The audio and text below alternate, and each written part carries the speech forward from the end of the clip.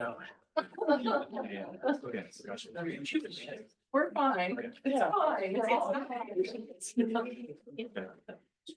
Yeah, it's great. You ever? Not that I'm aware. Maybe they do on a different.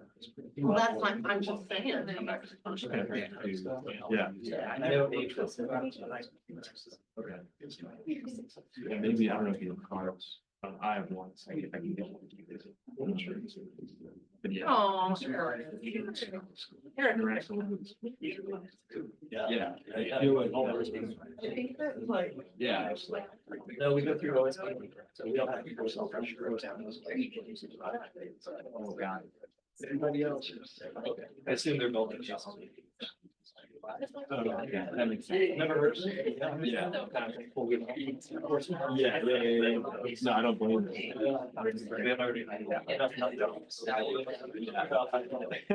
Touch them. Yeah. Yeah, we should a couple of things. Well.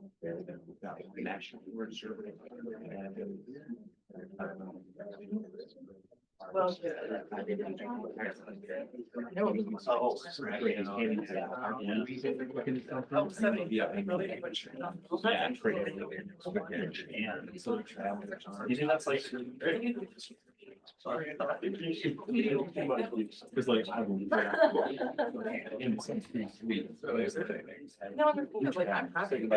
Yeah. Yeah, but I think it's pretty cool. Like, I don't know. On your So own. it's like, I'll just have it on my own. I'll try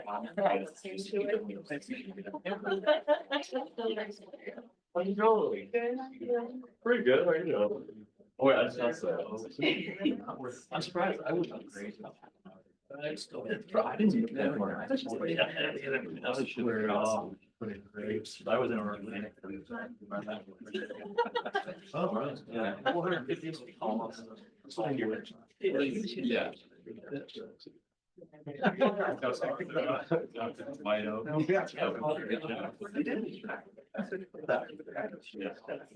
remember the friendly. Our students. Yeah. I wish that I had to use. Not our virtual. People are having fun.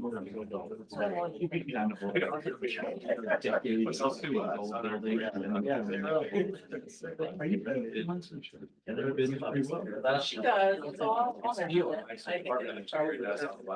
Yeah. I think so. Well, the only reason I knew is because my.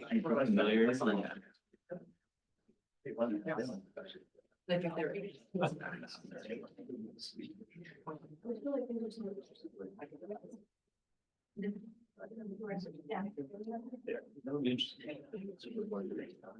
Yeah, that's great.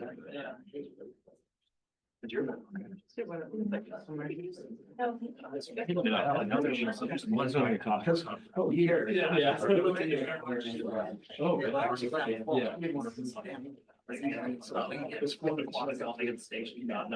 Yeah. Oh, yeah. Like, I'm very Numbers from the county. No. Okay. But I want to say, you know, get out, see what we do, like, trail running, get out in the mountains and stuff. Yeah. No. I'm gonna show you.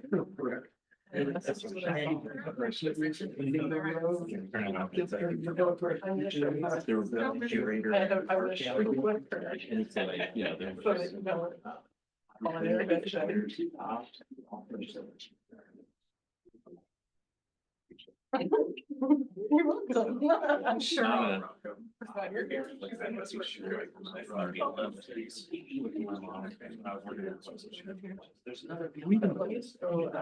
I never thought about it until he was like. Hey, you made it.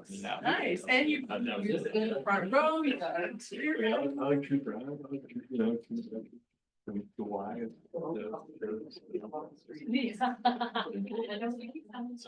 So yeah, that's what I thought.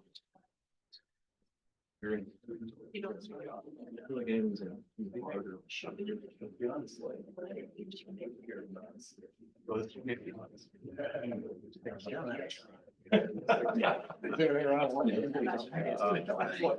yeah, way more quick. Correct, yeah. So just for a rundown.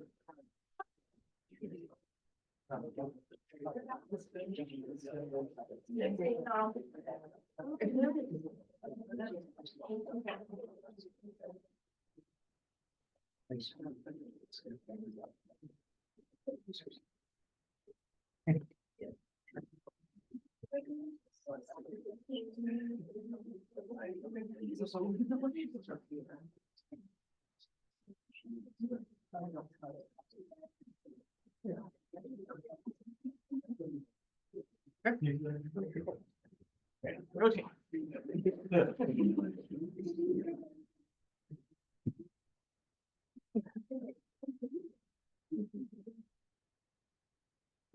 Oh, okay, I'll step away. I think we're good.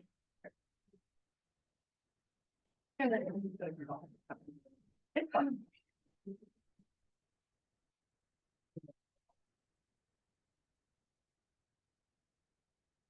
Okay, so we're gonna get going here.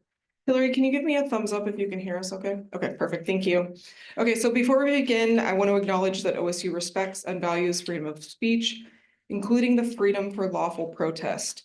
This evening's program has been organized under the university's policies, and this program has a right to be conducted without disruption.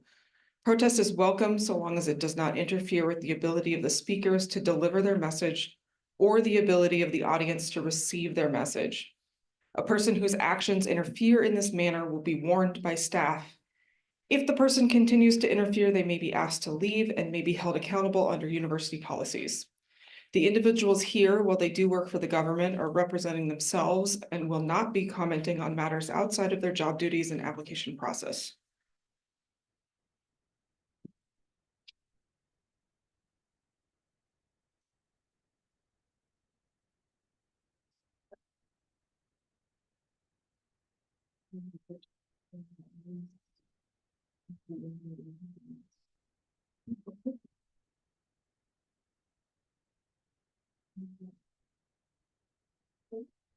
Hold, please.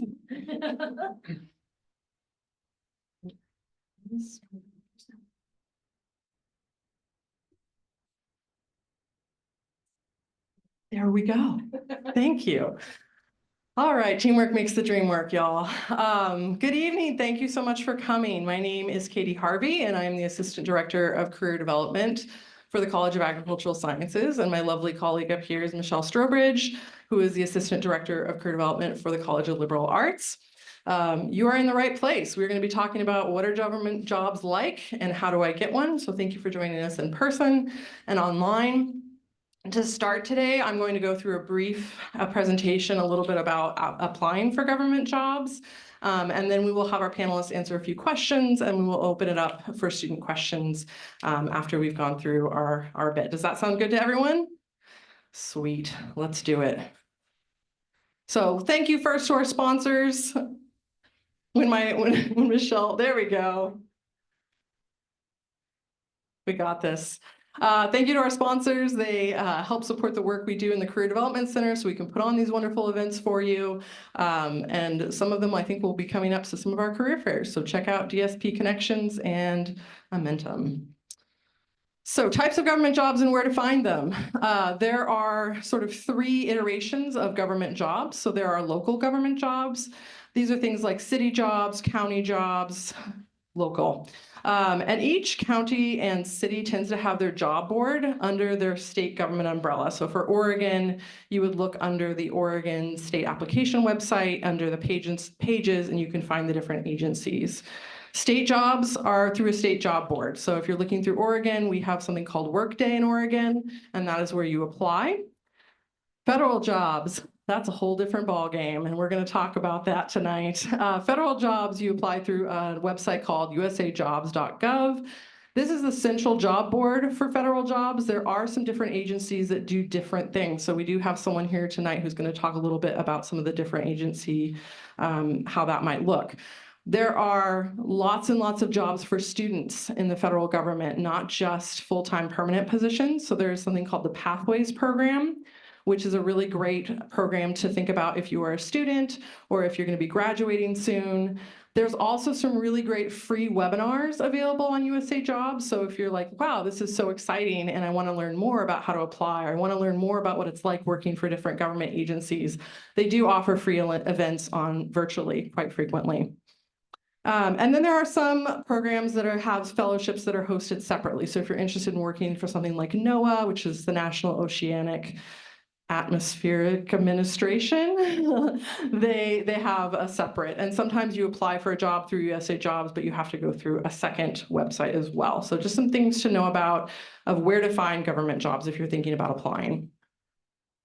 So applying for government positions. Anyone in here applied for a government job before? All right. Anyone applied for a federal job before in here? All right. How are those federal applications? They're fun, right?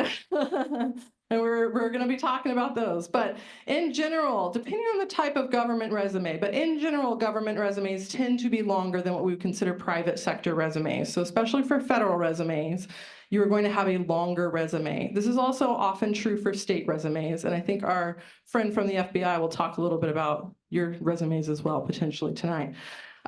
So what they're really valuing is thoroughness. And if you think about, especially in the federal or even state sector, you are having hundreds of other people who are applying with you. So you need to be very strategic about how thorough you're being with your application. And you must meet the minimum requirements and show that very clearly. Private sector resume, usually we recommend 1 to 2 pages, right? We don't really go over that unless you're writing a curriculum vitae, which is you more in academia. The HR values often are trying to get through positions quickly. Competitiveness can vary depending on what you're looking at. For federal jobs, you do want to make sure you include the hours worked at positions, supervisor names, phone numbers. There's a lot of different pieces to what you need to include on a federal application. So there's just some different things to think about. If you're thinking about applying for a federal job, you're always welcome to come get help from us. But if you come the night before it's due and you're saying, I need to write a federal application, I've never done one before, we will probably need to take more than one time to figure that out together.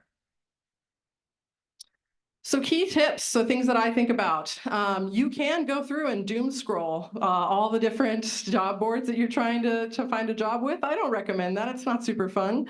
So I recommend that you set up a job search email notification. So if you know that you're looking for jobs with the state of Oregon or with one of the federal agencies, you can create an account and set up job alerts. You're going to want to apply early. I also just recommend having a resume ready to go. For federal jobs in particular, they will have positions that are sometimes only open for a few days to a week. So you want to have that resume already pre-created that you can edit. That can also be true of some state government jobs as well. Appropriate format for your documents, PDF or document, doc is what you're going to be looking for. Proofread, proofread, proofread. Doesn't matter what you're applying for. You don't want to have typos if you can avoid it. You want to make sure that you're being very clear in what your qualifications are, and be patient because the hiring in government does tend to take a little bit longer than potentially private industry. So one of the things that's really important is to be very explicit and assume nothing. Make sure that you're showing that you meet all of the minimum requirements. So this is a really common thing where people will sort of make assumptions like, oh yeah, I know how to use Microsoft Word. Why would I say that in an application? You need to write down that you know how to use Microsoft Word. You need to be very clear on how you meet that qualification. We have a really great tool. There's a free tool called JobScan, and there's also some functionality within our college tool VMock, where you can go and you can compare a job description against your resume, and it'll show you how much keyword matching you have. That is an excellent way to figure out if you're doing a good job on your resume, and that they'll be able to go through and clearly see you meet the qualifications. So I really recommend using that. Also, another thing to consider is, getting an internship with the federal government, if you're thinking about that, or getting an internship with the state government. Those are going to be really great ways to get your foot in the door. But also build up your hours and experience by including things you might normally not think about. So things like if you're volunteering, maybe you're doing class projects, coursework, clubs. I'm not the expert, so these folks are going to give you more advice on that. But think about putting some of those things on your resume to build up the hours required to get positions. So effective government resumes are very keyed into responsibilities plus results. And I would say this is actually standard across any resume. They don't just want to know what task you did, but what you accomplished and what results came from that. So think about being very specific in your highly specific duties, and also what impact did you have. So trying to include what we call quantifiable information, things like number of people served, problems solved, products delivered. That's going to make your resume go from pretty good to outstanding. You want to have a result quantification there. So you can see some examples online and on our PowerPoint here of what that could look like. So has anyone heard about GS levels? Yeah, so federal jobs are organized under something called GS levels, which is the general schedule. Agencies classify jobs based on difficulty, responsibility, and qualifications. There's GS 1 through 15. And then there are steps within the general schedule. So if you're not confused already, it's a little complicated on how you will be paid. Often job descriptions for federal agencies will list multiple GS levels, and that depends on how much experience you have. So you might see a job that says GS 5 to 7, and then it'll give an example of within the GS 5 what qualifications you have and how that might be different for GS 6 or GS 7. So generally speaking, GS 3 to 4, internships, student jobs, GS 5 to 7 tend to be more of those entry level or bachelor's degrees, and then you start getting higher. So one mistake I do see sometimes is students read the title of a job, or they start reading the job description, and then I look at that with them and they're like, oh yeah, this is a GS 13. And I'm like, well, that's not where you're at right now. I think that's a great goal. Let's find a GS 7 or GS 5 that's more appropriate for what you're hoping to do. So be aware of that when you're applying. Don't just look at the job title or the job description, but also try to filter by the GS levels and based on your education. So this has been a very quick intro because I want you to get to hear from the wonderful folks we have here today. But I do want to tell you about some of the other resources we have available. So we do have our career advisors here who can help you with your government application. We do have government agencies that are coming to our OSU career fairs and many of our events, so you can meet with them and talk more. We have guides online about how to write an effective government resume, whether that's state or federal.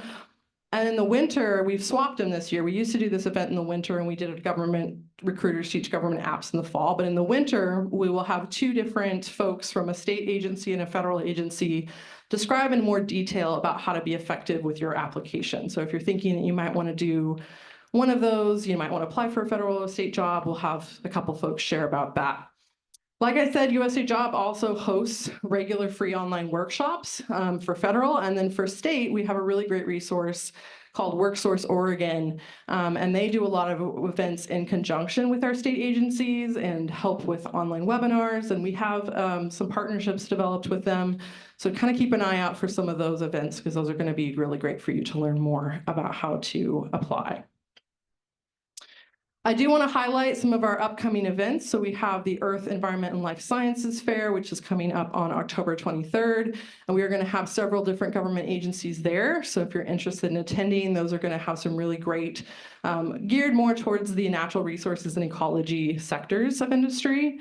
And if you're not able to attend that in person, we have an event next week, next Wednesday actually, from 5 to 6 p.m. online that is going to have also some really great federal agencies. So we're going to have the U.S. Fish and Wildlife Service, the USDA Natural Resources Conservation Service, and we also have the Oregon Department of State Lands that will be there, as well as some other agencies. So think about attending that if you're able to.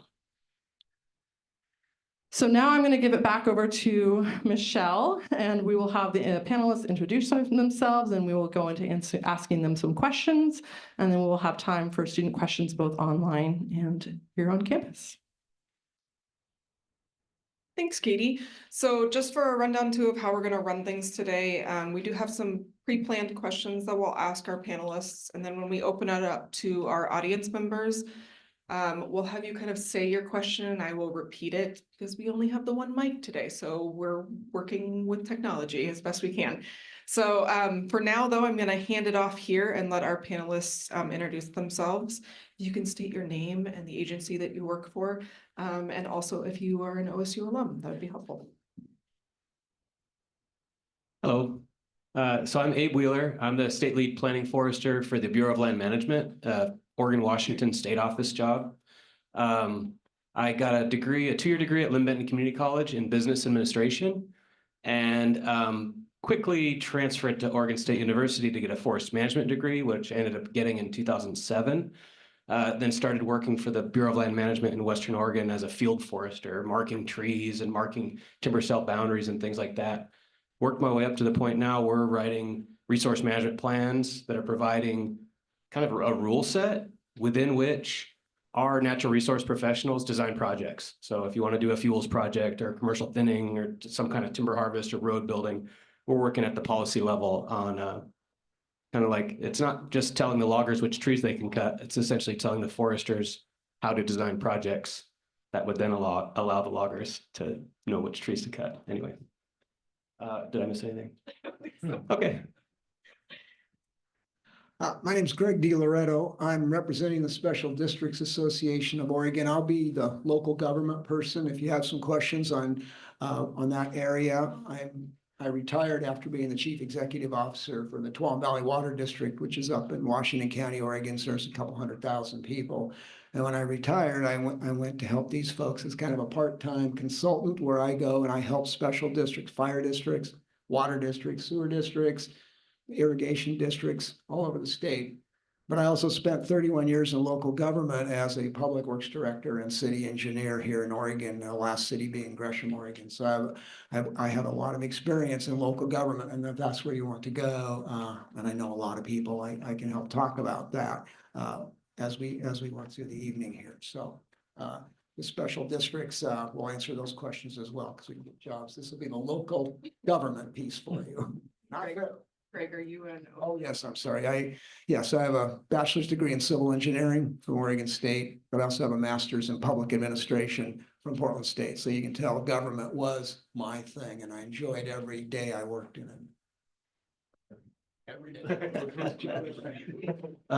Hey everyone, thanks for coming. My name is Fischer from the Oregon Department of Fish and Wildlife, and I manage the Salmon Trout Enhancement Program for this area. And I'm also chair of the hiring committee for this area too. So I've been working for about 11 years in state government.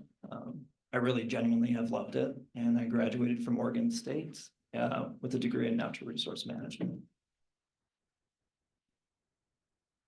All right, good evening. Thank you so much for having me. My name is Spencer Anderson. I'm a special agent with the FBI down in Eugene as part of our Portland division. I got a bachelor's degree in history and secondary education. I then went into the Navy for 4 years, used my GI Bill to get a master's degree in literature from Northwestern. And then my friend from the Navy was like, hey, you should check out the FBI. I was like, who even does that job? So if you've never thought about it before, that's kind of where I was. And yeah, been doing it for about 4 years now.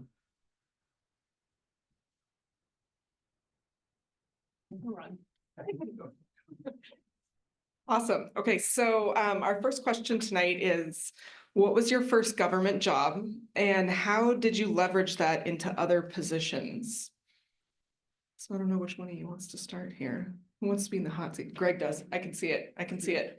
I was that kid in school that if nobody raised their hand, it would kill me because I'm an extrovert. So I would raise my hand first and then I'd be done. I wouldn't have to raise it again. So my first job in local government was as a public works director, city engineer for the city of Sandy, Oregon. We were going through one of our many recessions that this state has had over the years. And I had been a consulting engineer working for a small firm. We didn't have any work. We're out of work. We were all going to get laid off. That was what we were told. And as luck would have it, and I will tell you in finding jobs, luck does play a role in it. I mean, it's what you make of it, but it plays a role in your getting a job. And so luck would have it, there was an opening for a public works director, city engineer. I applied. The city manager was about 31. I was 28. We were two young guys. We were going to change the entire world, if not just little city of Sandy at the time. And that was my first position. And from there, I would go to bigger cities, same position, but I would move up a ladder that way as opposed to entering an organization and working up that way. I would go to different cities, and finally the last one being the water utility in Washington County.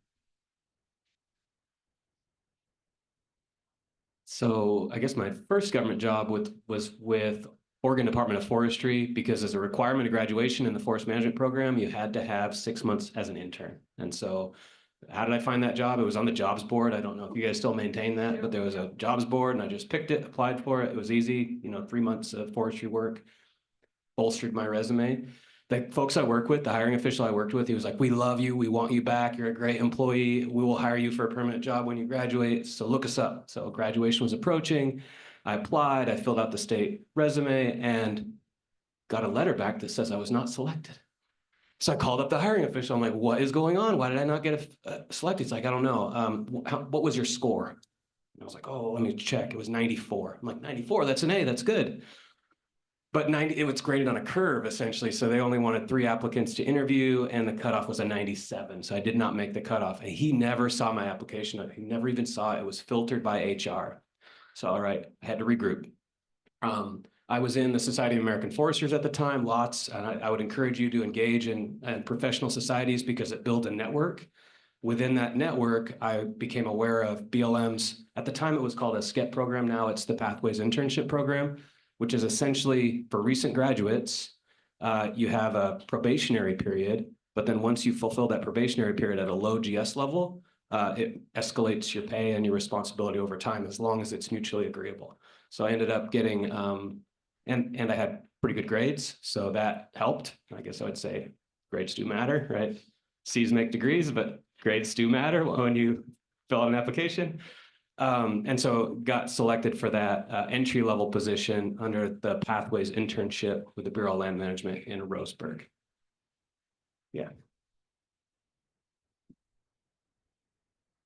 Gosh, yeah. So I graduated in 2016. I have a lot of empathy about where many of you are probably at right now and how do you get started and listening to like some advice that doesn't really apply to you. But I started as a volunteer. So my freshman year of college here, I went to a lab, went from lab to lab to lab, actually. It only took me like 2 labs. It wasn't that big of a deal. But I asked if I could volunteer with them. I leveraged that into an internship. And basically, I don't know how it is for these guys, but for a lot of state jobs, it's a volume business. So you just have to apply until you eventually get in. And if you keep applying and you're not getting in, you need a little bit more experience. So I was really lucky. He spoke about luck. It's absolutely a thing. I was in the right time, in the right place. I got my first seasonal job my freshman year, right out of college for that summer. And then I was able to repeat that seasonal job. There's a lot of impermanence in government too. So I've been laid off 3 times from jobs that I thought were going to be forever and it was going to be my career. But it's all experience, right? It's all good things to add. So if nobody else says it tonight, I want to reiterate that volunteer experience is a legit way to get into the door. And you can do that just by talking to people. Don't be shy. Just get some volunteer experience and add it to your resume. So I guess technically my first government job would have been with the military, which I was very lucky to get. It was 2010, I graduated and applied. That was after the 2008 financial crisis, so jobs were super tight then. And I went to college so I wouldn't have to go into the military. My buddy said, "Hey, do you want to go to the recruiter's office with me? I don't want to go alone." I went with him. The seed was planted. And then I ended up, joining the Navy for 4.5 years. And luckily, the job I'm in now with the FBI, which I never thought I would do and, never even considered as an option for me, looked favorably upon a military background. And I think I also had some diverse life experiences outside of that as well, which made me, a decent candidate, it seemed. But yeah, I think, any kind of experience that you can gather and kind of market yourself or present yourself as really like a versatile and open person, that plays pretty well. So, but I think we'll get into more of that.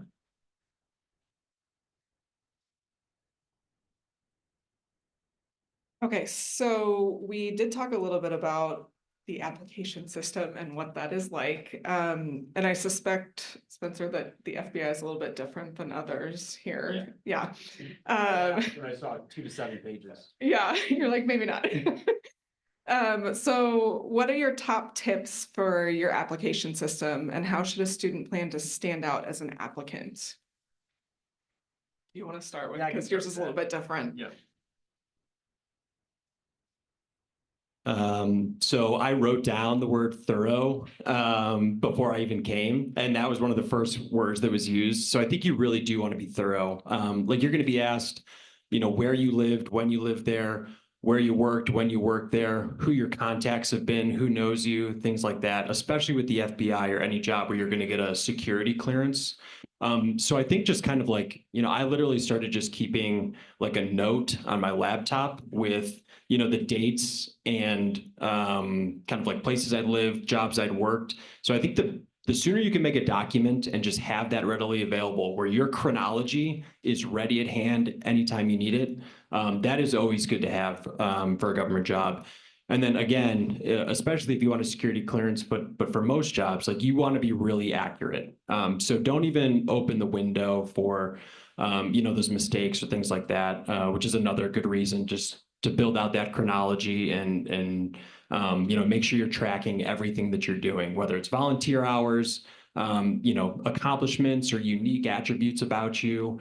And then down to the more obvious things like your education, your housing, your employment history. Those are all really good. And I think I mentioned it earlier, but just being a versatile person, I don't think I appreciated just how valuable that was once you get to the interview process, when you can talk about more than just your employment history and really say that like, hey, I've got a lot more going on in my life. There's some interesting things about me.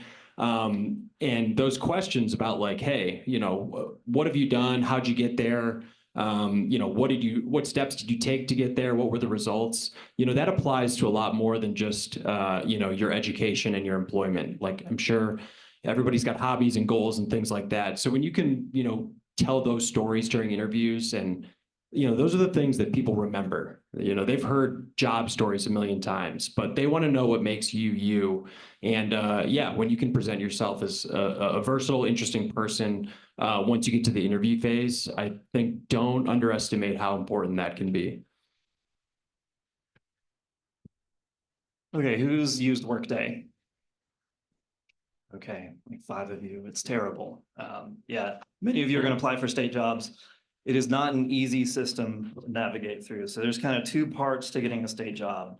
There's Workday, and then there's the human beings that actually see your application and interview you. So let's talk about Workday for a second. Essentially, you're going to be scored on a self-questionnaire. And I see it all the time with college students.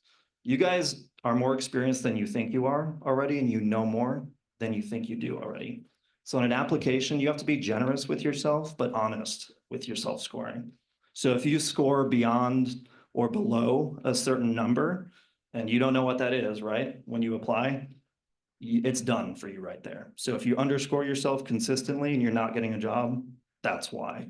If you're being really honest with yourself and that's actually your score, you just need to bump up your experience a little bit, like tailor make your experience to get through that point system. And if you do make it through the point system, a human being has still not seen your application, has not read your resume. This is all computer stuff at this point. It shoots you through a door and you're in this room now, and suddenly your qualifications don't matter anymore. So your qualifications get you in this room, and then it's an even playing field and it all comes down to the interview. And maybe we can talk about interviews later, but I think it's kind of hopeful for a lot of positions because you could be in a room with people who have a PhD, master's degree, you could have a bachelor's degree. You're all on equal footing for the same job if you make it to the interview, which is pretty cool, right? So our seasonal we just hired, their job is to count fish, essentially. We had a PhD apply for this job. We had like 60 bachelor's degrees apply for this job. We ended up going with a bachelor's degree candidate over several master's degrees. So it's kind of a cool system. It's supposed to be more of a meritocracy, but you have to get yourself to that interview. And that's when those hard skills he's talking about really count, your personality. Another word about experience. How many of you are going to natural resources? Maybe. Okay, not a whole lot of you. This applies to a lot of things too, but yeah, you need to make yourself easy to work with in general. You need to have a reputation of being, yeah, I'll do anything. I like moving around. I'm flexible. I'm easy to work with. But for us in natural resources, your hobbies count as experience in a very strange way. So if you are an outdoors person, you have navigation skills already. You know how to boat, you know how to fish, you deal with the public. Those are all relevant skills that could bump up your self-score by that little half point you need to make it into the room with everybody else. So get yourself in the room. And if you can't get in that room, volunteer until you have enough points to get yourself in the room. From a local government perspective, it's a lot different. There are some 800 special districts in Oregon. There's some 275 cities. There's 36 counties. It's much different than the federal or the state program. In fact, most certainly large governments won't accept a resume. You will fill out an application and that's it. We don't want to see a resume. We're not going to wade through a bunch of resumes. You're going to fill out the application and we'll take it from there. But you have all these littler agencies that you don't have to go through a lot of that big bureaucracy to work for these little ones that don't necessarily have it. And a lot of them do summer jobs. My old agency, we did internships every year. And while they might not result in a position afterwards, because that's the downside of these small agencies, we don't always have a ton of openings. They do give you the experience you need to get a job at one of these local governments when you're finished doing it. And they've got a whole range of things that you can do in terms of these local governments, from just not only engineering, but you can be fire, police, parks and recreation, libraries, public policy in the city. I mean, just all these opportunities. The things they talked about apply there in terms of interviewing process and how you get picked and all that. But to get there in the first place, you just you find it. And one thing I learned today, I have a lunch meeting with some of the directors. Apparently there's this NeoGov. So a lot of cities and counties and special districts, pretty large ones in Oregon, are using that as their tool for finding employees. So I went and looked it up online today and saw Twalton Hills Park and Recreation, for example, in Washington County is one of the agencies that use NeoGov. My old agency, the water utilities, using it. So another option for folks. Yeah, so like I said, I got a 94 on that score, and it bothers me to this day. Like I was a shoo-in for that job. I knew the hiring official, he promised me the job. I just didn't make it through the filter. But what did I learn? I learned you don't do a 1 to 2 page resume for a federal government job. It's a point system. And so my advice would be read very carefully, word for word, through the job announcement and the position description. And every single keyword you find on that page, make sure you correspond that to some statement about your experience on the resume. Now, to do that though, this means you might have to create a different resume for each job you apply for. Yes. So if there's like 1, 2, 3 different types of entry-level positions you're interested in, it's reasonable to expect you would tailor your resume to 1, 2, 3 different groupings of jobs, because you really don't want to fall down on that points test. And it's not the hiring official. I don't know if it's computer automated now or if it's an HR specialist who is just matching keywords between your resume and the job announcement and the position description. And then I think you said it well, Reed, don't undersell yourself. They're going to ask you questions about your level of experience. Do not lie, but also do not be humble. So you're wanting to say that you're on if there's a range, you're like, I don't know if I'm comfortable, just choose the high end of the range that you can justify if you're asked about it on your resume, because if you choose the low end of that range, you might just miss the point cutoff because you're humble. And, that's a terrible way to not get a job. So that's just kind of the resume stuff. One other thought that I've been having is it's not just what you say on your resume, it's what you do, right? Because what you put on your resume is what you do. And so if you're thinking about, well, what internship, what job should I do? What volunteer work should I do? If you're aiming for a career, one of the things that we'll look for is, are you choosing odd jobs and volunteer work that's aligned with what you're planning to do as a career? Because that, to me, or to some people, that shows evidence that you really are committed to that path.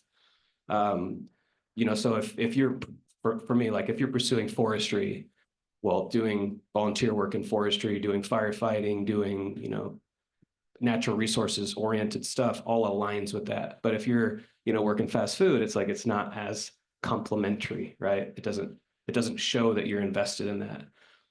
You guys talked about volunteer work a little bit. This is another, I think, really important piece of advice. If you can afford it, not everybody can, but if you can afford to just go to a Bureau of Land Management office or a U.S. Forest Service office, and I imagine other government agencies that are similar, and say, I'd like to volunteer for a day. I'd like to volunteer and help out where I can. I'm interested in, right, fisheries or soils or engineering, whatever it is. They might fill out a volunteer form for you and let you shadow somebody who does that job for the day. Not only are you getting really good experience that you can put on your resume, you did a day in the life of, but you might be building connections of people that could be on the hiring panel later, right? Or might give you insight about jobs that are coming up. So those volunteer hours, it might only be 8, 10, 16 volunteer hours, but they can be really powerful. Yeah, you made some really good points. One, the applicant tracking system is how a lot of resumes are actually gone through a system now. So a person is actually not looking at it first, a system is looking at it first. And then also talking about this idea of like cold calling too. A lot of students have a really hard time with that, but it's a really good way to network. And statistically speaking, somewhere between 70 and 85% of jobs are filled through networking. So it's really important to start building those connections, and that would be a really good way to start doing that. I think this one might be fun. So what are some skills you had to learn on the job that you wished you had been able to learn in school?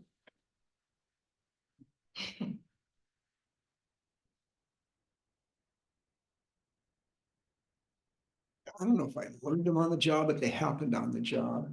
And one thing that I also told my kids to do, one class you need to take at this school, if you don't take anyone else, is speech. How to give speeches, how to do public speaking. Even if you don't professionally do it, you will be making speeches every day to your workforce, whether you're presenting an idea or something else. And so I know certainly in my career, I did a lot of speech. I've given speeches all over the world, as a matter of fact, on the nature of infrastructure. And I've been on television numerous times. And all those are the kind of things you kind of learn: media presentations, how to talk to the newspaper. When you get a government job and you rise to the top of that, you may be the face of that organization to the media. And that's going to be the person they call up, and they want to know why you did X, Y, and Z. You need to understand how to answer those questions and how to make that work.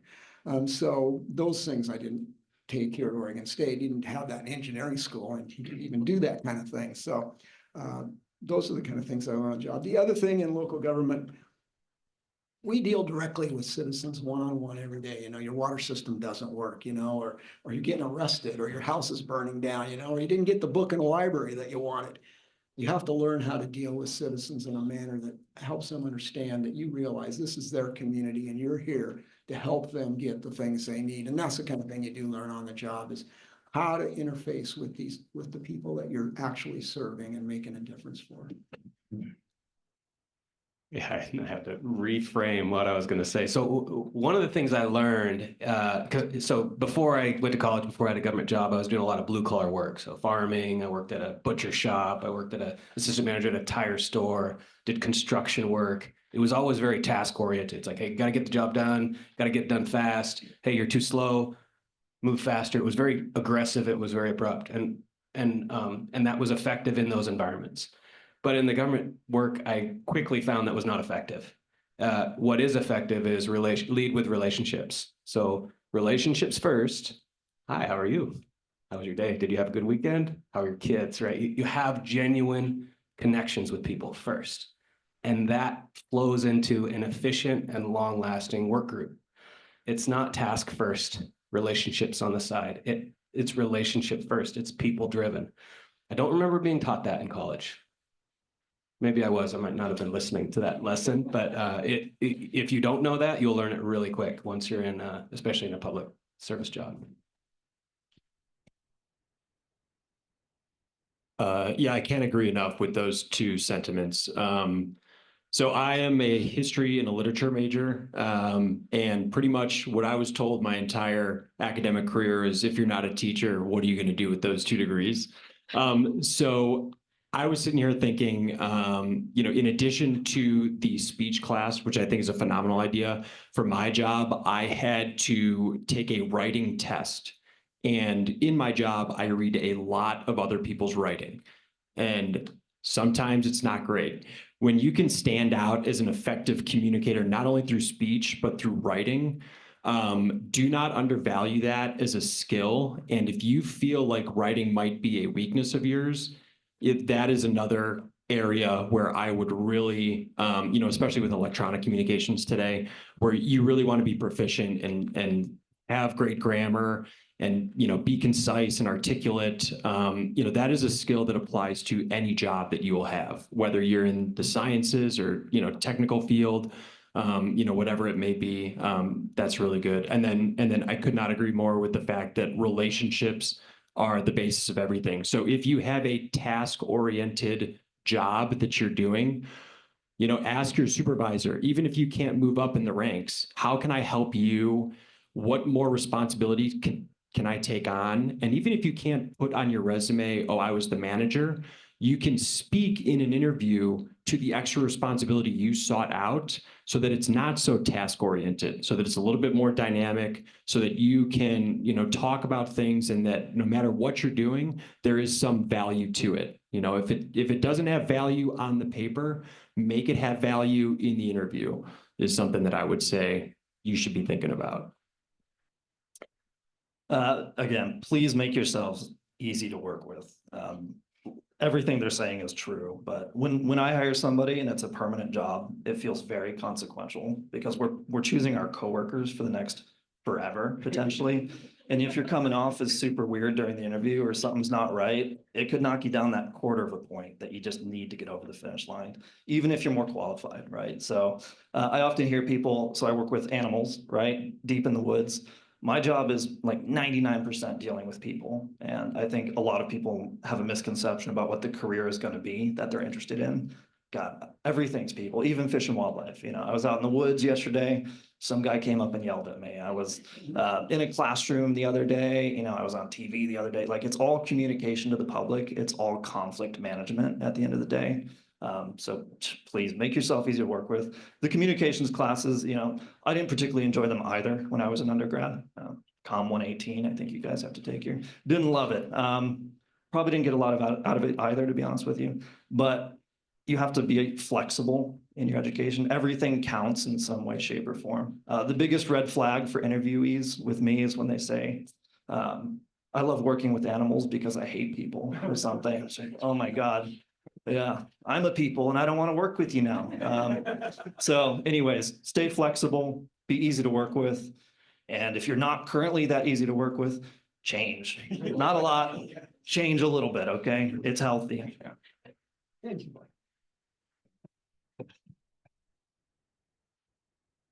Okay, this one might not be as fun as that one, but Reed, you mentioned that you have been laid off a couple of times, and this is kind of directly related to that. So how do y'all navigate positions that can be directly impacted by policy changes? Take one, please. Is that too much? No, I can go. Okay. Yeah, so you're going to the government and the government changes sometimes every 4 years, sometimes not. But in natural resources, at least, I'm on very soft funding, which means you have the whims of other people's ideas or policy changes. So they kind of have you by the throat. The first time I got laid off, I was devastated. Obviously, there are 35 of us who got laid off. It was a huge hit for the Willamette Valley. By the third time, it sucks, but it doesn't bother you as much anymore. The nature of the beast of government work is change, right? There are seasonal positions, there are permanent positions. And as you move in your career, you'll be able to identify the ones that are quote unquote safer than other ones. That just comes with experience. But for your first few years of your career, your life's a lot easier if you're mobile anyways, right? Like, unfortunately, at least for natural resources, it's really hard to have a family, a dog, a house for those first couple of years of your career. Perhaps you can't afford it anyway, so maybe it's good news. But at least in the state of Oregon, if you're willing to go work where nobody else is in the world, you're probably more layoff proof long-term than somebody else is. I will add too, in case I forget to mention this later, 3 months sounds like a long time at certain points in your life. So if there's a job, it's somewhere you don't want to live and it's 3 months long. Oh, God dang, I don't want to go live in wherever, Eastern Oregon for 3 months.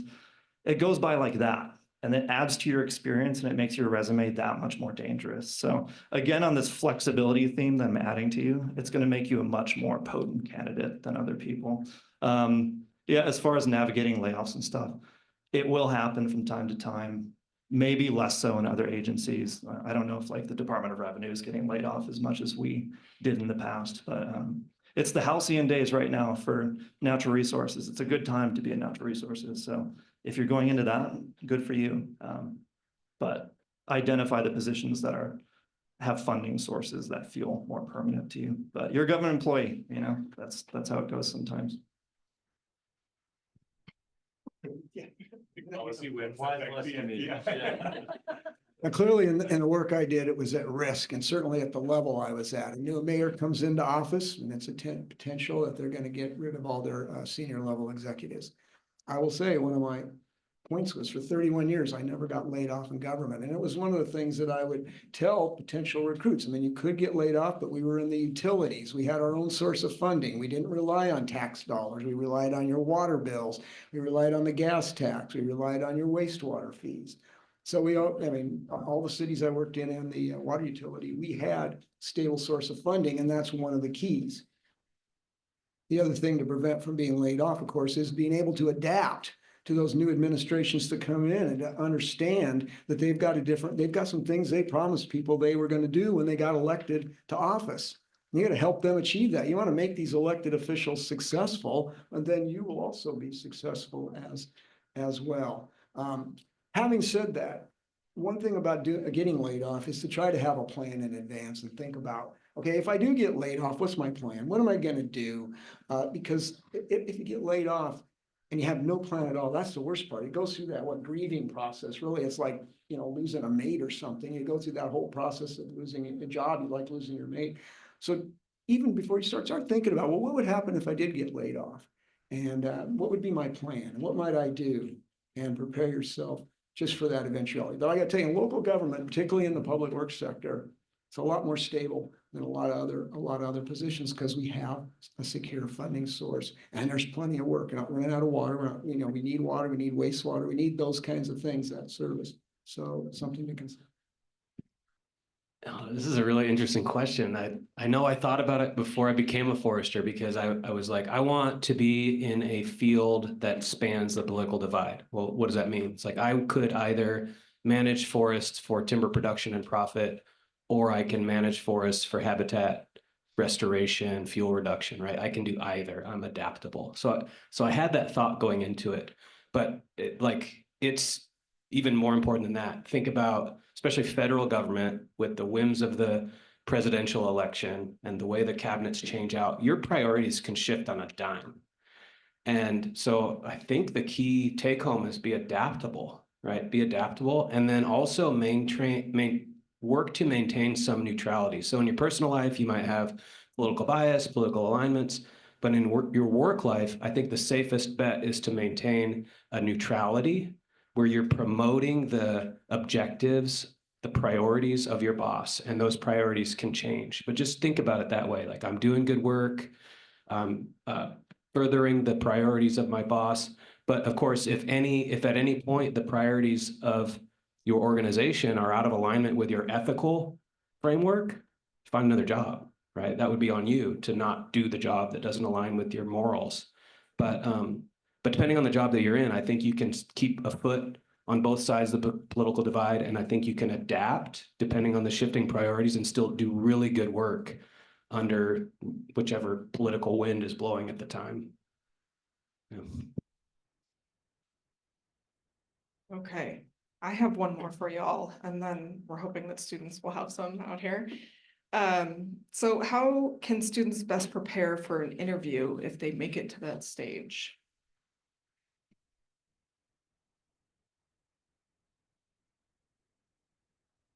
So I think I've only done one interview in my career. I'm sure that, for the military, there was something like you met with someone, had a kind of familiarity meeting. I don't know how specific it was at that time. Can't really remember, but I had to go through a panel interview for my job with the FBI.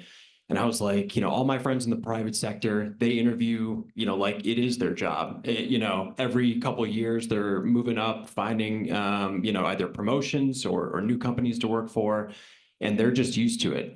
So I had to figure out, okay, how do I go through this interview process?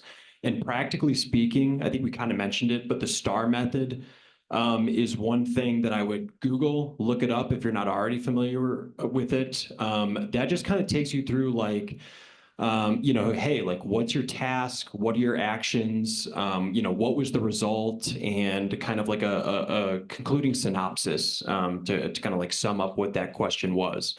And as you go through your life, education, employment, your hobbies, any, unique challenges or experiences that you have, including like travel, anything that you can put into kind of that method, start just making flashcards and learning your own stories.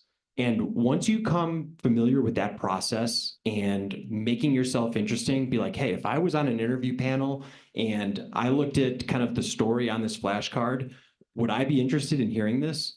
Those are good things to go through. And I just try to be like, how do I make myself as interesting to people as possible? You might have a great answer that looks good on the resume, but if you can't make it interesting to people in face-to-face interview format, they're just not going to remember you as much, and you want to stick out. So yeah, I think look up the STAR method, create your flashcards, learn the stories of your life, and don't use them all just from like employment or education. Like, hey, here was my GPA. I worked hard at school. My boss said do this, so I got the task done. But like, hey, like my goal was to climb Mount Hood one year, and I had to learn mountaineering skills, and I went on practice hikes before that. People are going to be like, oh, well, I don't know a lot about that. That's interesting. So those are the kind of things like don't undersell yourself as just an interesting person, and you'd be surprised kind of like, what might elevate you in the interview. So really like build those life stories out and be ready to sell yourself in those interviews in that way. And I want to add one thing. I've only done a few interviews where I was on that side of the table, but I have conducted hundreds of job interviews over the course of my career. And the one thing that would always turn you off is when the person didn't even seem that interested about the job. So if it's a job you want, be enthusiastic about it. Why do you want to come into this organization? And that will make you stand out, because a lot of people just come and answer the questions the way you did, and you don't remember them, and you want them to get out of there as fast as you can, because you want to move on to the next person and you hope they're going to be better. Be enthusiastic about this job. It's your one chance to get it. And the other thing I think about interviews to think about, it's a two-way street. It's a chance for them to learn about you, but it's a chance for you to learn about them. Maybe after you've read everything about this company or this, government agency, everything, am I this still the one I want to go to work for? Well, find out some things about them. It's a two-way street. And a lot of times showing interest in them is also a good sign that it shows you really are interested in that position or in that organization you work for. Prepare yourself. The state of Oregon does interviews in a bizarre and kind of inhuman way in the interest of fairness, right? So I talked about point system number one. You got through the door. Congratulations, you're one of 12 people that's going to be interviewed. And now you have to sit through a panel interview. And most people don't know this, but it is a very uncomfortable, weird experience. So we are not allowed to talk to you when you're in the room with us. So there might be 3 people at the table with you. There might be 6. You don't know till you walk in. This could be a very basic job too. You're 18, you're walking in, oh my God, there's 6 people here. And they're not talking to me. So there's a list of questions. I brought some if you want to talk to me later and ask what these questions might be. And each of them has a point value, 1 through 5. And just like the self-scoring thing, now it's we score you type thing. You are not aware of what these questions are ahead of time. You come in totally blind, but you can bet that 5 out of 6 are roughly similar in all interviews, right? Like, how do you deal with other people? How do you handle conflict? That kind of thing. So have those in your back pocket, but also try not to get not to get too flustered by the format of these interviews, right? So when I say we're not allowed to talk to you, it's because we are scoring your points. We're not allowed to be like, could you elaborate on that a little bit? So it is entirely on your shoulders to tell us everything in that question that is pertinent. So let's say, for example, like your computer experience with Microsoft Excel. If you just tell us like, yeah, I've made some charts and stuff, I've entered data. Cool, that's a 2-point answer. You missed 3 points. You didn't say like, you know how to query data. You didn't get into tell me a little story about Excel. We want to be entertained, right? So everything has a point system. Be aware of that ahead of time. If you give a 30-second answer to a question, that's not enough. You need to keep going. And sometimes I'll give candidates like really wide eyes and like, I'm not talking to you, but I'm just warning you, you need to keep going a little bit. So err on the side of answering the question on the long end if you're in the state government application process to try and squeak out an extra point. Because gosh, yeah, for Excel, if you say like macro and nobody else has said macro, my gosh, you got an extra point. So it's bizarre, it's not great, but it is how we do it. And I do think ultimately it is pretty fair at the end of the day. So if you want to talk more about that process, if you're interested in going through that process, happy to get in further detail. Really interesting. I want to look up the STAR method. I'm interested in that. And then the way you said to tell stories, because I've found that to be really effective, where they ask you a question and instead of just answering the question, be done, you answer the question and then you tell a story that's related to that, especially if it's a funny one that paints you in a good light, something you're really comfortable telling. Maybe you tell to your friends. Like if you can weave stories into your interview, I think you will be memorable for sure. It'll raise you up. That's really good advice. The other thing I'm thinking is don't say anything negative about past employers, coworkers, experiences. Just maintain a positive outlook, right? The moment you say my last boss was, or I had a coworker I couldn't deal with, what the interviewer is hearing is that you were difficult to deal with. I know that doesn't seem right? It might not even be true, but that's what they hear in that setting. So just maintain positive. There are only positive words only about the people you've worked with in the past, your coworkers, your past jobs. And then forward looking, right? But I won't walk into an interview room unless I'm fully committed to that job. Like that job is the next best thing. It's all I want in my life. I want to dedicate myself to this new chapter in my life. That's the vibe I go into an interview room with, not halfway, not like, I kind of like this job. Maybe I'll do it. Maybe I won't. Maybe I'll work here for 6 months and find something different, because that will come off in your interview. You got to go into that interview room fully dedicated to opening a new chapter, because they'll hear that. Let's see. I think I had one more thing in the interview. No, mind blanking. Okay, good enough. Sure. Okay, so we do have, I'm just gonna read the ones that are on here to start with. We have a couple of questions in the chat here. If you have the relevant experience and put in the volunteer hours, is it possible to skip GS levels, or is it really, or I can't read the rest of this, so can you skip GS levels? A must to start with the entry level. Okay, is it really a must to start with the entry level positions, or can you skip them if you have volunteer? Well, yeah, I don't have the GS level definitions right in front of me, but I know GS 5 is 4-year degree or equivalent experience. That's how I've seen it. And then GS 7 is master's degree or equivalent experience. So what's equivalent experience? I don't know. I mean, that would be like an HR specialist question. What experience would qualify as a master's degree? But imagine it would be like 6 years of something. So probably a GS 5, you would need a 4-year degree or 4 years of something equivalent. It's GS 7, you can get if you have a 4-year degree, you can qualify as a GS 5. I think this program's still in place. If you have exceptional grades, you can come in as a GS 7 just as a recognition of your GPA, depending on the job.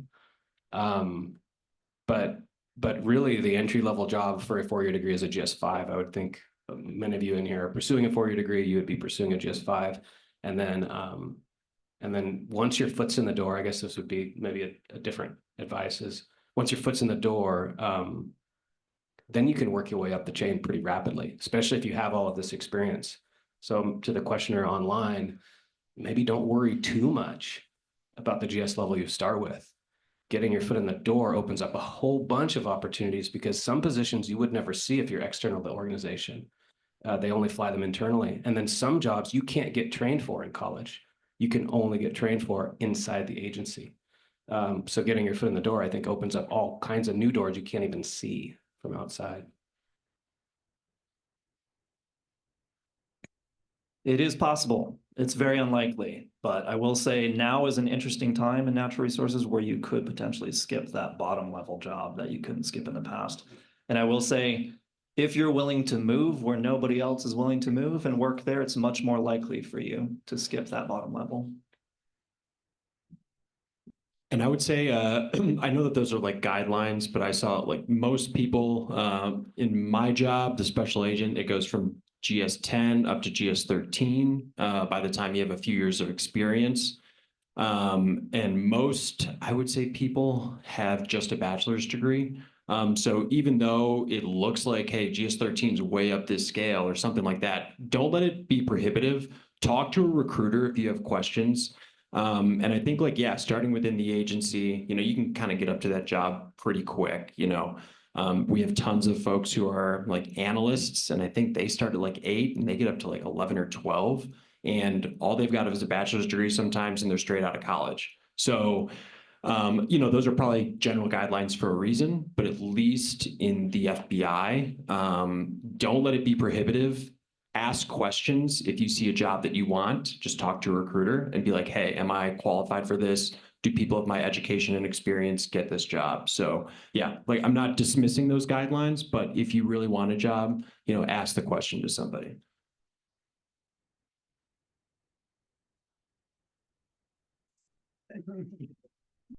Oh, I'm here. Do we have any audience member questions right now? Yeah, so my question is for you, Special Agent Anderson. My name is Anthony Lucero. I'm a 6-year Army veteran, and I'm utilizing the GI Bill as well as studying computer science with a focus in AI. So my question is, how does military experience transfer over to the FBI, i.e. Military schools, deployments, and experience in general, as well as rank? As well as is CS the right way to go if I want to pursue a career in the FBI? So great question. And if I skip anything, thank you. Great question. If I skip anything, because I'm going to try and add in some other tidbits here. When I went to Quantico for training, I had a 3rd grade teacher in my class. I had a curator of an art gallery. I had military veterans, lawyers, police officers, scientists, like the FBI specifically. And I think this may be true for, more government agencies than you think, really want a diverse workforce with a lot of different backgrounds and a lot of different experience. I was talking to one student before this started. For your question in particular, computer science, you could not have picked a better field for this particular, agency. Like that's the future, is, cybersecurity, having background in computers, whether it's national security, kind of like counterintelligence, counterterrorism, or criminal matters like fraud and things like that. Like, computer science is with a military background, like you'd probably be a shoo-in as long as you're doing well in school. Yeah. So, did I answer everything? Just about, but like after this, do you mind if I talk to you a little bit? Oh yeah, please come on up here. A little networking session. Stay in chat. I had a couple other in the audience that one.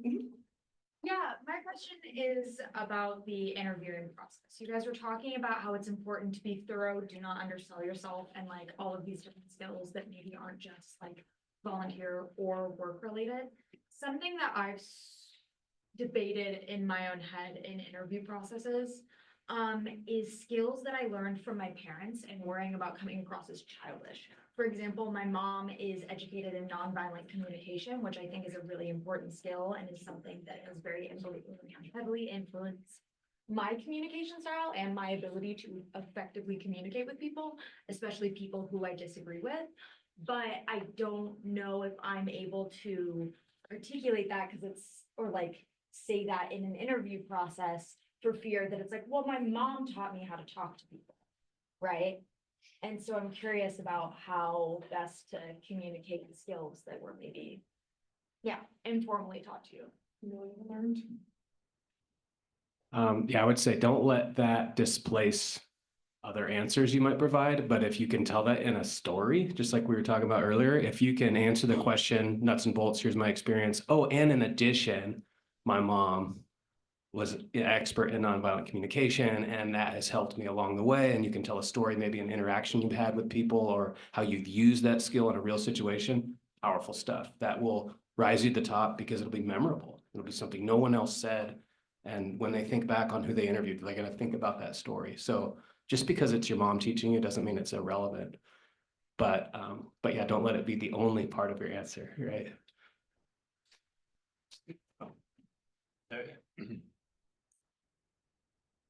Yeah, exactly. And that's kind of what I was getting at. And I think just going back to kind of like, hey, the flashcards, your stories, learning them. And if you're worried about like, hey, is this going to come off this way? Is this going to be childish? Is this going to be that?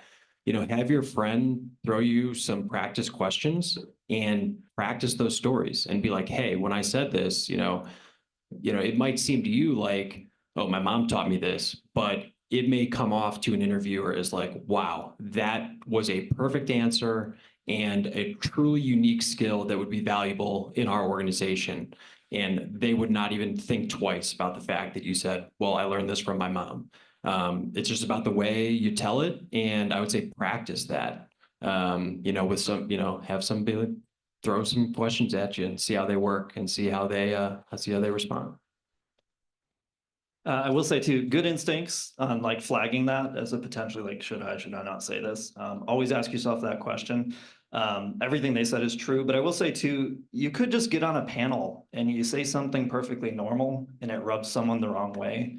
And you just can't control some of these things too. So have a good story like they're saying, but also, you gotta tell us who you are, right? And only you know that. So yeah.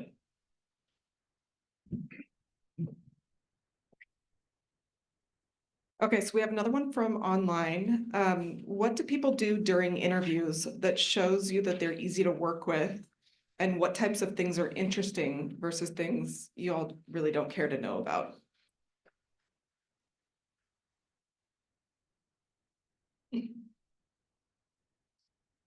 Well, a story's interesting if people spontaneously laugh, right? So if you have a story you tell and whenever you tell it, it gets laughs, like that's probably going to be an interesting story. You can tell if they're engaged, if they're looking at you. If they start staring at their paper or off to the side, then they're not engaged. And I think that's something I didn't say earlier about the interview is reps, right? And you talked about practice, repetitions. So you might interview after interview after interview after interview, panel interview after panel interview, not get a job, be like, oh, I'm just not good at interviews. The more you do it, the better you'll get at it. And so practicing those, all of that. And I think that practicing piece by doing it with a friend is really a good way to do it. One thing to be careful of in interviews is stay away from protected subjects. We've had people tell us, I'm married. We don't need to know that kind of stuff. Stay away from those kind of topics. You talk about the job, talk about your stories, but watch how you say them.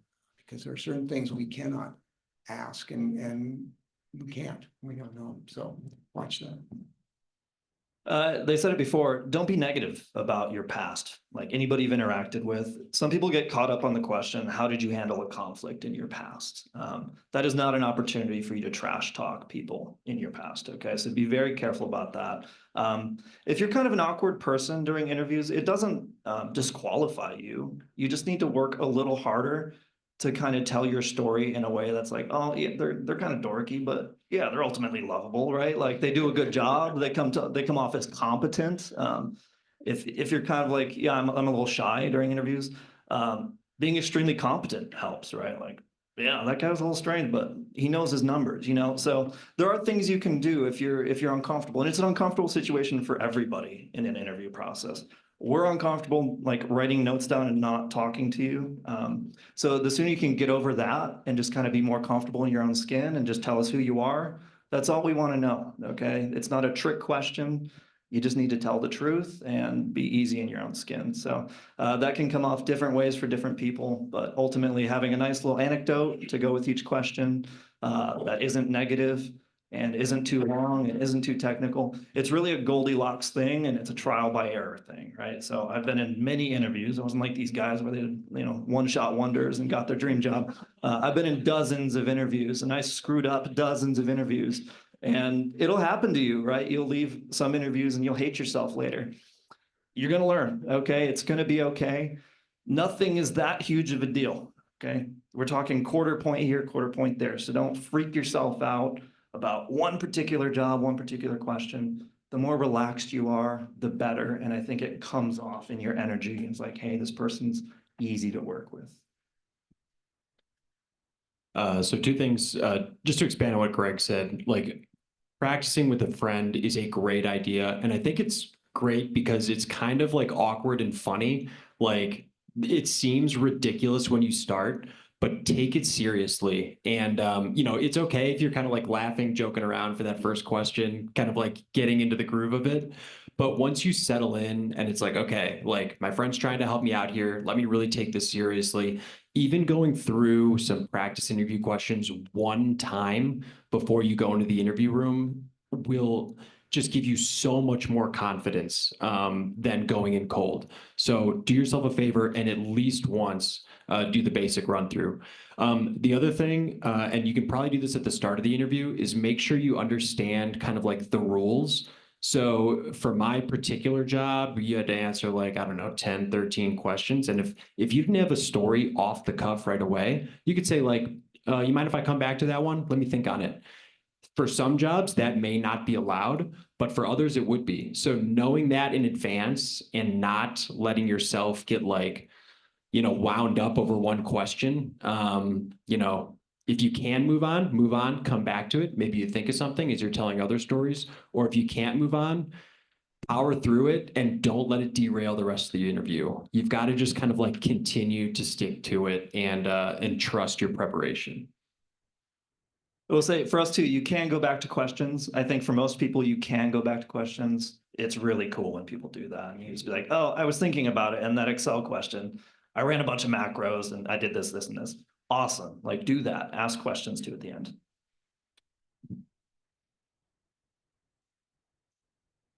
Yeah, go ahead. Hi, I'm Lorenzo. I'm a non-traditional student. I worked and then went to school. So my question is, do you guys have any suggestions for leveraging prior experience that may not be directly related? I'm trying to get in engineering. I'd probably be like a GS4 in engineering, but with my work history, I could probably fit in as a GS6 in technician or culinary management. Are there any considerations that I should worry about? How should I classify sort of things like this, or any other comments or suggestions you might have?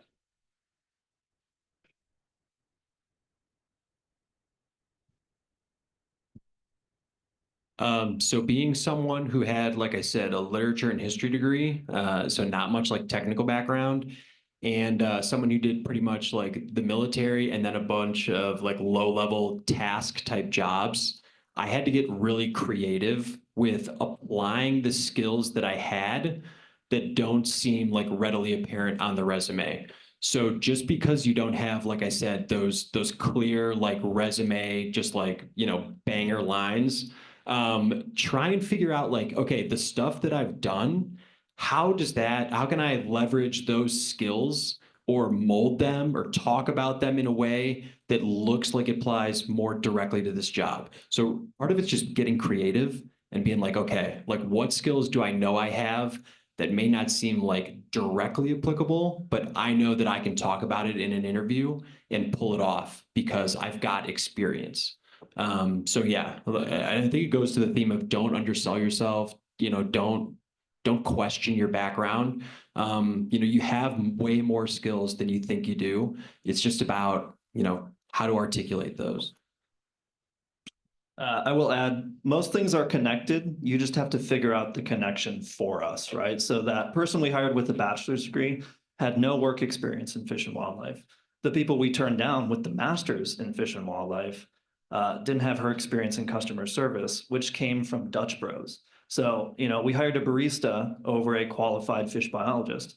because we were convinced that she had experience working with the public and the other person didn't. So that position required public interaction. And she found a way to convince us by making that connection. So yeah, everything's connected. Just figure it out.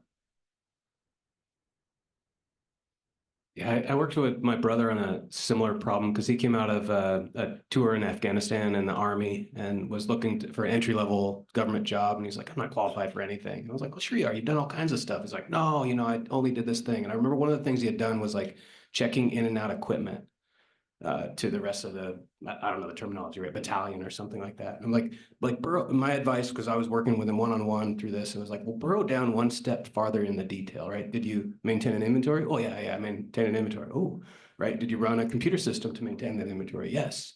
Right. So take the basic tasks that you've done in your jobs you've had, non-traditional jobs you've had in the past, and then think about the tasks, break down the tasks into those details, and then think about which of those details applies as experience. And I think you can build, I think it can be impressive what you can build. Say, wow, I've done a lot more than I thought I had done. If you just list the roles you've filled, looks kind of like a short list. But if you list all the tasks you've done, it can be a lot longer list that can tailor your experience to a lot of different jobs. Yep. Okay, I think we have time for one more. I was wondering about like higher education and how necessary for the government and just overall, like maybe a master's or PhD is in your field.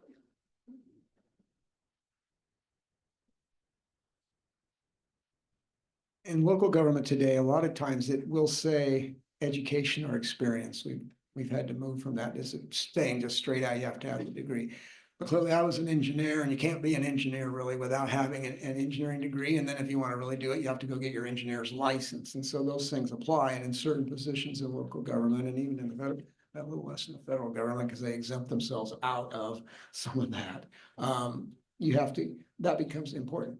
Clearly in engineering, we're supporting that you get a master's degree because the amount of education you have today is about half of the hours I took when I was here a long time ago. And so we've encouraged people to get a master's degree, but most of the jobs in local government, unless you're in a specialized position, a bachelor's degree would be more than adequate, would be fine. Would get you that. So the previous director of our agency had a bachelor's degree. My boss had a bachelor's degree. My previous boss had a PhD. My current boss has a PhD. It depends on the position, right? And it depends on the trajectory you want to take your life. And if you're not sure yet, maybe you just need to work a few jobs until you kind of figure it out type deal. But there are positions, in my field at least, where you do need that master's, you do need that PhD. I don't for my position. I'm very thankful for that. Never wanted to do that. And most people in our office, I would say, kind of have that bachelor's, and experience is very much king, at least in the natural resource field. Yeah, in my class at Quantico, we had everyone, every candidate from, got an online bachelor's degree to a PhD scientist. And I think what I would recommend is if you're not passionate about going into higher education and what you're going to study, or you're not entirely sure what value that would bring to you either personally or professionally, don't go into a higher education degree without asking a recruiter or somebody in the job you want whether or not it's required. And I think it kind of seems like things are moving that way. At least like my generation, it was very much like the more education, the better. And I think that wound out of control. And I think now people are starting to realize that having diverse backgrounds beyond just education brings a lot of value to an organization. So yeah, like I said, don't get a master's degree just because you think a job needs a master's degree.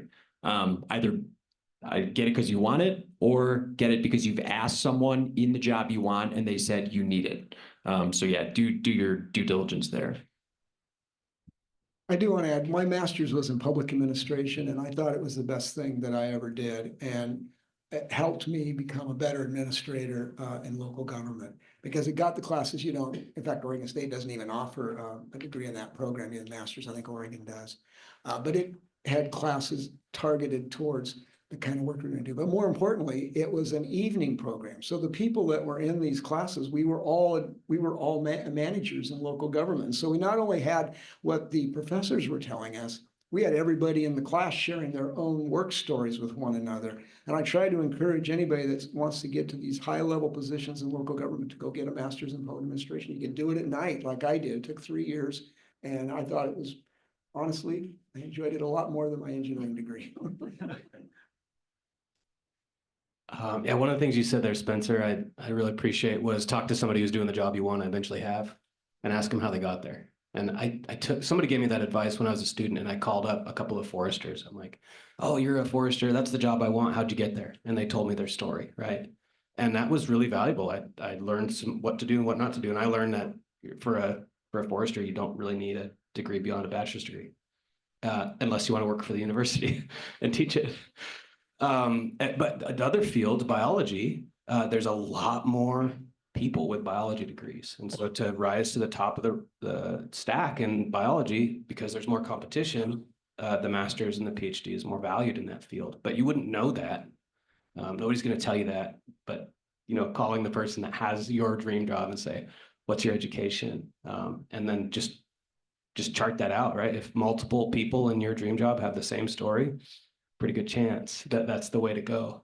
I remember I had wanted to do a master's degree. I wanted to go to like South America and do research. I had a 2-year-old baby and a wife, and they talked me out of it. And I haven't regretted it. It would have been a lot more work, other than, like I said, if I wanted to, the only thing I could think is if I wanted to go back and teach forestry, I would be at a severe disadvantage to be a professor or an instructor. But within my field, I'm working with people who have master's degrees and PhDs, and no one treats each other different. It's really all about experience at this point.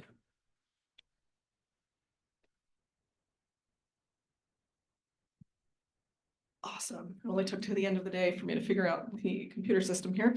Awesome. So one, I want to thank you all for coming. We really appreciate your time, taking the time out of your night, especially to come down and talk to our students. We really appreciate that.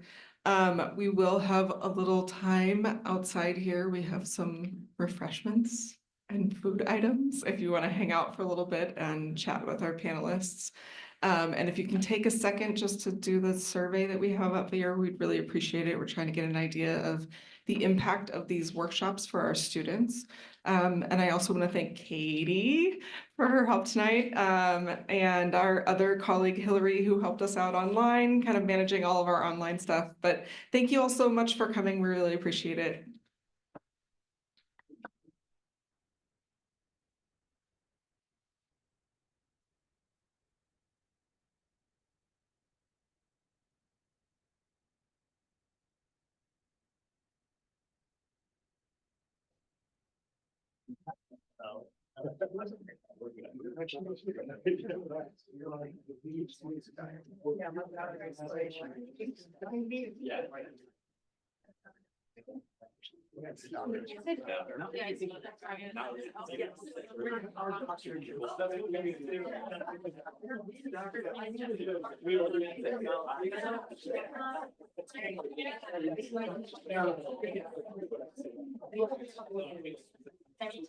Yeah, I have to go back.